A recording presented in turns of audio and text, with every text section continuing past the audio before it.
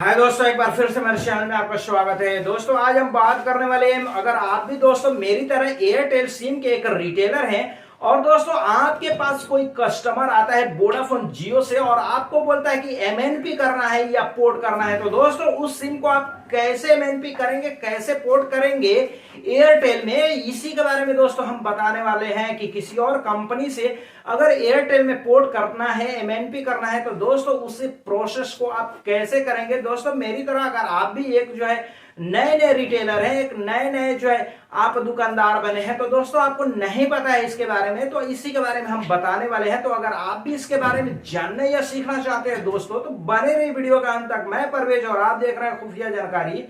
तो चलिए शुरू करते हैं। तो दोस्तों किसी भी कंपनी से एयरटेल कंपनी में पोर्ट करने के लिए आपको क्या करना होगा दोस्तों, आपको सबसे पहले कस्टमर का मोबाइल लेना है और कस्टमर के मोबाइल से आपको पोर्ट लिख के और उसके बाद से स्पेस डाल के और कस्टमर का मोबाइल नंबर लिखना है और उसके बाद से दोस्तों -00 पे भेज देना है और वहाँ से जो यूपीसी कोड आएगा उस यूपीसी कोड का आप यूज करेंगे। अब दोस्तों कस्टमर का फ़ोन आप लेंगे तो आपको क्या करना है, आपको यहाँ पे मैसेज बॉक्स को ओपन करना है और मैसेज बॉक्स जैसे ओपन होगा तो आपको यहाँ पे स्टार्ट चैट में जाना है और यहाँ पे किस पे भेजना है दोस्तों, 1900 यानी कि 1900 पे मैसेज करना है पोर्ट लिख के और यहाँ पे ओके कर देना है। फाइनली दोस्तों यहाँ पे टेक्स्ट में लिखना है क्या, PORT, यहाँ पे दोस्तों कैपिटल में लिखना है PORT और उसके बाद से आपको स्पेस रखना है और कस्टमर का मोबाइल नंबर यहाँ पे फाइनली आपको एंटर करना है। यहाँ पे एंटर करने के बाद से दोस्तों आपको क्या करना है, SMS सेंड कर देना है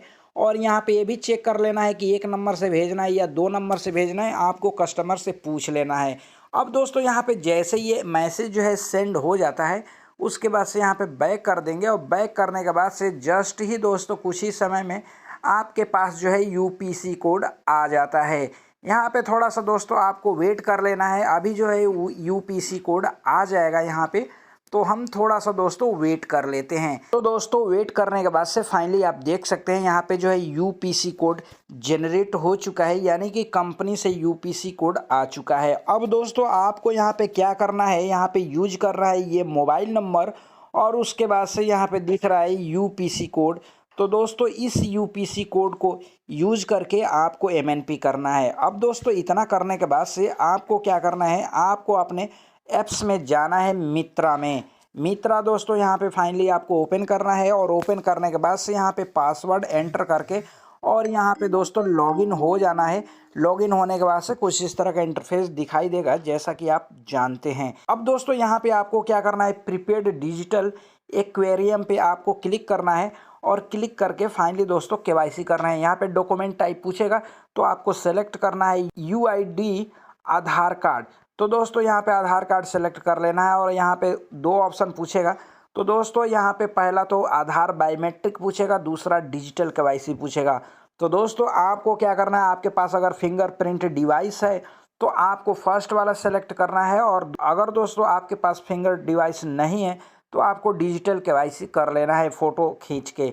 तो दोस्तों मेरे पास जो है अभी फिंगरप्रिंट डिवाइस है, तो यहाँ पे फर्स्ट वाले पे मैं सेलेक्ट करता हूँ और सेलेक्ट करने के बाद से यहाँ पे आप देख सकते हैं एक एरर आ गया, there was an error, please try again later. तो दोस्तों इस तरह का अगर प्रॉब्लम आता है तो आपको क्या करना है, आपको यहाँ पे ऊपर 3 डॉट लाइन दिख रहा है, यहाँ पे जाना है और फाइनली दोस्तों यहाँ से लॉग आउट कर देना है। लॉग आउट करने के बाद से यहाँ पे यस करना है और यस करने के बाद से दोस्तों फिर से आपको यहाँ पे इसको लॉगिन करना है, अपना लापू पासवर्ड फिलअप करके और सबमिट कर देना है। सबमिट करेंगे दोस्तों उसके बाद से फिर वही प्रोसेस अपनाना है, डॉक्यूमेंट्स में जाना है यूआईडी कार्ड में और यहाँ पे बायोमेट्रिक आधार पे क्लिक करना है और उसके बाद से यहाँ पे दोस्तों टर्म एंड कंडीशन पूछेगा तो आपको चेक मार्क कर देना है। चेक मार्क करने के बाद से थोड़ा सा स्क्रॉल करके नीचे जाना है। अब दोस्तों यहाँ पे पूछेगा इंटर योर आधार नंबर, तो कस्टमर का आधार नंबर यहाँ पे फिलअप करना है।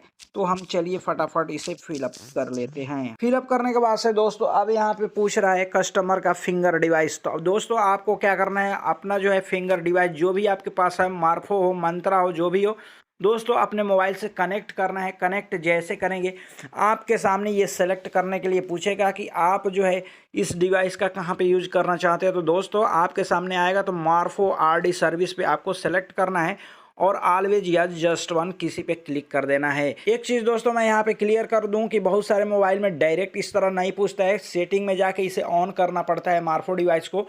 तो अगर आपके मोबाइल में अगर इस तरह का प्रॉब्लम आए, डायरेक्ट नहीं आता है, तो आप सेटिंग में जाके OTG को ऑन करेंगे तो ये जो है कनेक्ट होगा।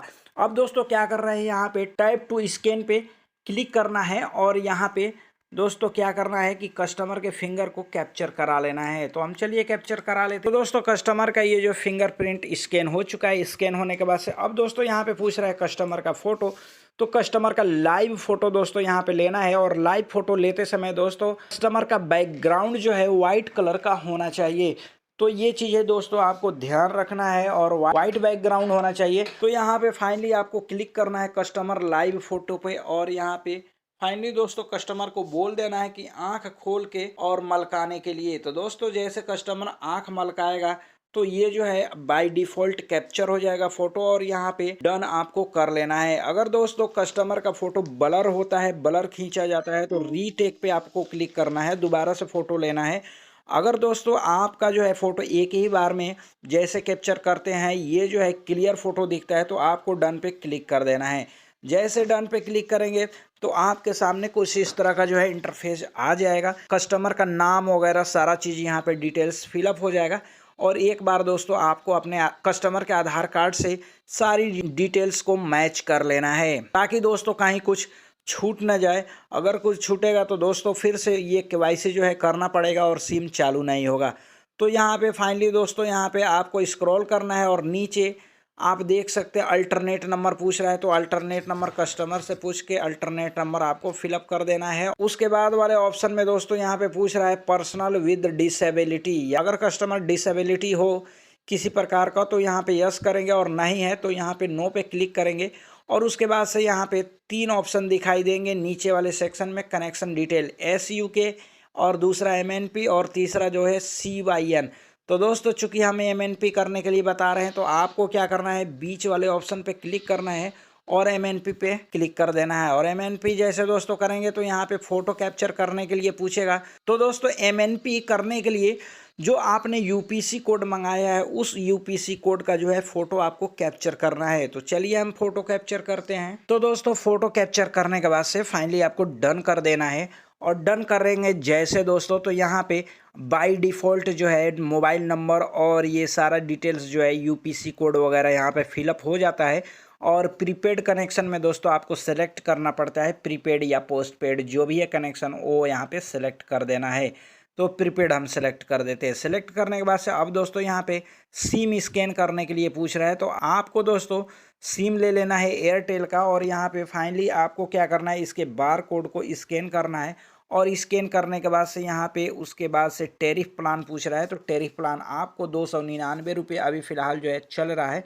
तो ये वाला टैरिफ प्लान आपको सेलेक्ट करना है। यहाँ पे प्रोफेशन पूछ रहा है तो प्रोफेशन में जो भी है कस्टमर से पूछ लेना है वो प्रोफेशन दोस्तों यहाँ पे सेलेक्ट कर देना है कि यानी कि कस्टमर कौन सा काम करता है। और उसके बाद से एग्जिस्टिंग अकाउंट में दोस्तों आपको 0 सेलेक्ट करना है और उसके बाद से यहाँ पे कुछ नहीं करना है, डिक्लेरेशन कर देना है, चेक मार्क लगा देना है और उसके बाद से दोस्तों डिक्लेरेशन बाय द पोस्ट पे चेक मार्क कर देना है। और फाइनली यहाँ पे क्या करना है, टाइप टू स्कैन पे क्लिक करना है। यानी कि दोस्तों यहाँ पे कस्टमर का फिंगर नहीं लगेगा। यहाँ पे आप सिम निकाल रहे हैं तो ये आपका जो है फिंगरप्रिंट यहाँ पे स्कैन होगा। स्कैन करा के दोस्तों जैसे आप सबमिट करेंगे तो ये जो है फाइनली हो जाएगा। और दोस्तों एक चीज़ मैं बता दूं कि रिचार्ज आपको तुरंत नहीं करना है। जिस दिन 3 या 4 दिन बाद ये जो है सिम चालू होगा उस दिन आपको रिचार्ज करना है, FRC करना है और यहाँ पे सबमिट कर देना है। चूंकि दोस्तों हम डेमो दिखा रहे हैं, अभी MNP दोस्तों हमें नहीं करना है क्योंकि ये हमारा ही नंबर है तो हमें जो है MNP नहीं करना है। आपको दिखाने के लिए मैं किया था तो मैं आगे नहीं बढ़ रहा हूँ। लेकिन दोस्तों आप जो है यहाँ पे फिंगर कैप्चर करके अपना जो है सबमिट करेंगे तो ये जो है फाइनली हो जाएगा। और उसके बाद से जहाँ पे रिचार्ज का ऑप्शन आएगा तो वहाँ पे आप स्किप कर देना है, पिन फिलअप नहीं करना है। और बाद में जब 3 या 4 दिन के बाद जब नेटवर्क पहले वाले सिम का उड़ जाएगा और दोस्तों जैसे वो सिम चालू होता है 3 या 4 दिन बाद कस्टमर दोबारा लेके आएगा आपके पास या आपके पास मैसेज भी आ जाएगा। तो दोस्तों वहाँ से चेक करके आप फाइनली यहाँ पे FR कर देंगे। आपका जितना भी दोस्तों कमीशन होगा वो कमीशन आपको रिटर्न उसी दिन मिल जाएगा। तो दोस्तों इस तरह से आप जो है किसी भी कंपनी से एयरटेल में आप जो है MNP कर सकते हैं।